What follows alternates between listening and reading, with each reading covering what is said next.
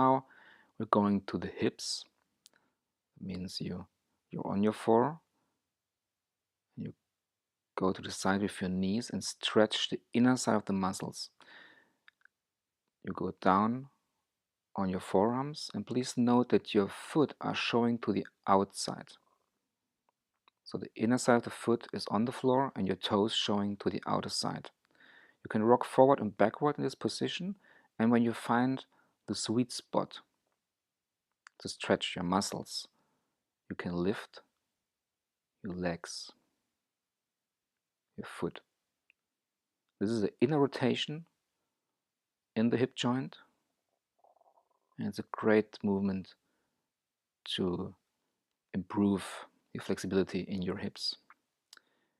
And you can go ahead by running this movement forward.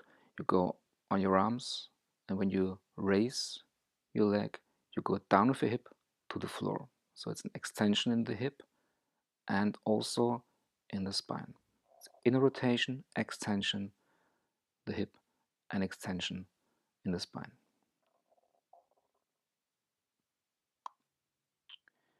Here we come now to a very important point of the warm-up. We go in a back-seated position, which is the start of one of the cardinal positions later in the course. So you are back-seated and you move your chest a little bit up and down and get your chin in and elongate the spine. Don't take your chin to the chest, don't throw your head to the front or to the back. You take your chin in, or you take your chest in the front and then take your chin in and you elongate your spine. You can move a little bit or you feel the stretch in your front shoulder. Therefore you can bring your hands a bit more in the back, get your chin in and the chest out and feel a stretch in the shoulder and the load in your hands. So here you can see the load on your arm, the chest go up, the head rises to the sky but the chin is in and your spine is extended while your pelvis is rotated to the front. It's a great position for the next moves, and also if you have problems with your shoulders or your spine. So here, if you take more load on your hands, you can see you can lift your pelvis up.